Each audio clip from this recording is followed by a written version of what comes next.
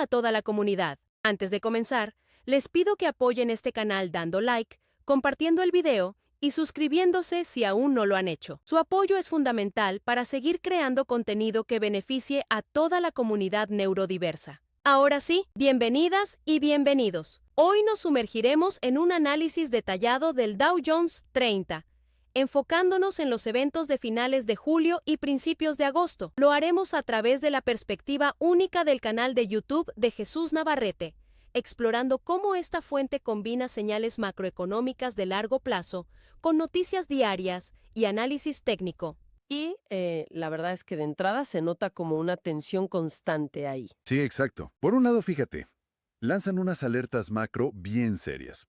Describen la economía de Estados Unidos como una zona minada, literal. Mencionan datos que, bueno, preocupan. Un PIB del 3% que dicen podría ser engañoso, o esa estadística de que el 67% de los estadounidenses no tendría ni $400 para una emergencia. Es más, hasta comparan la situación inmobiliaria con la crisis de 2008-2014, ¿sabes?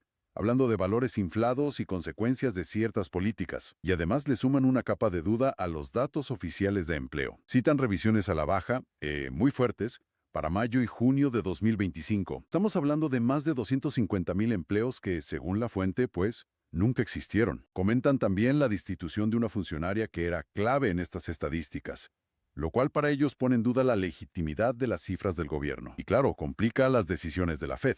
Vale. Entiendo el panorama macro que pintan, que es bastante sombrío, una zona minada. Pero entonces, ¿cómo encaja eso con el análisis del día a día?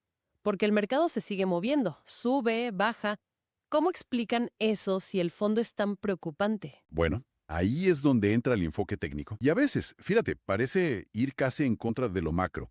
Por ejemplo, el 23 de julio justifican una subida por anuncios de acuerdos comerciales entre EUS, Japón y Corea del Sur. La fuente los llama bombas atómicas económicas, o sea, una hipérbole tremenda, por el supuesto impacto.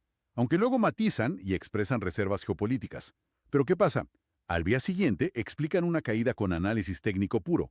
Hablan de una vela diaria tipo lápida, que es una señal de posible techo, y un rechazo en las bandas de Bollinger. O sea, totalmente técnico. Qué interesante eso. Y usan términos muy gráficos, como mencionabas. Lo del gallinero para hablar de un momento de indecisión técnica justo antes de una caída fuerte el 1 de agosto. Y a esa caída le llaman un despalpazo, ¿no?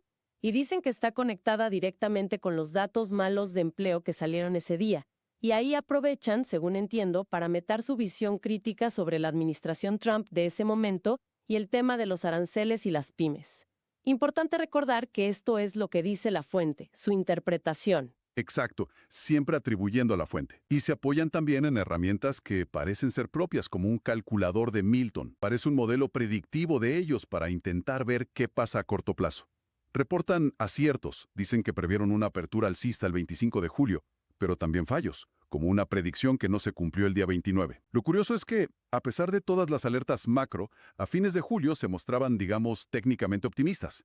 Esperaban soporte en medias móviles como la EMA 9, que es clave a corto plazo, y creían que la Fed actuaría con cautela. Y aquí es donde la cosa se pone todavía más interesante, diría yo. El 4 de agosto, después de esa caída fuerte del día 1, el mercado rebota y con fuerza. La fuente identifica señales técnicas de compra como un mínimo más alto que el anterior, lo cual es clásico, pero ojo, al mismo tiempo reconocen que los gráficos de muy corto plazo, de horas, de minutos, muestran al mercado súper sobrecomprado, chocando contra resistencias importantes como la EMA 50 en gráficos de hora o la EMA 200 en 15 minutos. ¿Cómo manejan esa contradicción? Pues ahí es donde surge, para mí, la contradicción más fascinante de todo el análisis.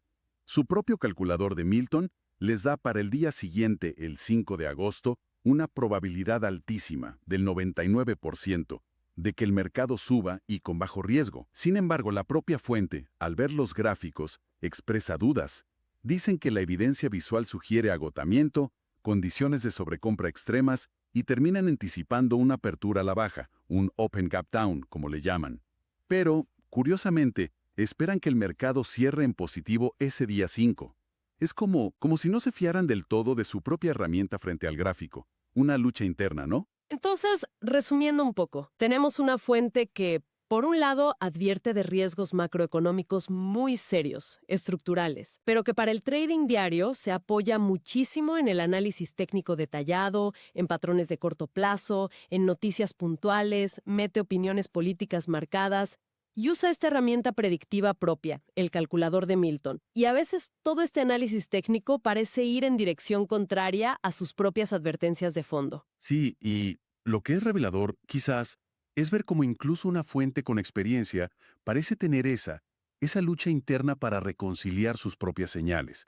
Por un lado, tienes un modelo, un algoritmo que te dice compra, 99% de probabilidad, pero por otro, miras el gráfico, la acción del precio, y te grita cuidado agotamiento. Esto creo que subraya un desafío constante para cualquiera que analiza los mercados, esa tensión entre las herramientas cuantitativas, los modelos y la lectura más cualitativa, más visual del momento del mercado. Los riesgos estructurales de fondo, esos que la misma fuente señala como muy preocupantes, ¿qué peso real deberíamos darle a estas señales técnicas de corto plazo? O a estos modelos predictivos que pueden ser tan volátiles y, como vimos aquí, a veces hasta contradictorios con la visión general que la propia fuente plantea. Es algo en qué pensar, ¿no?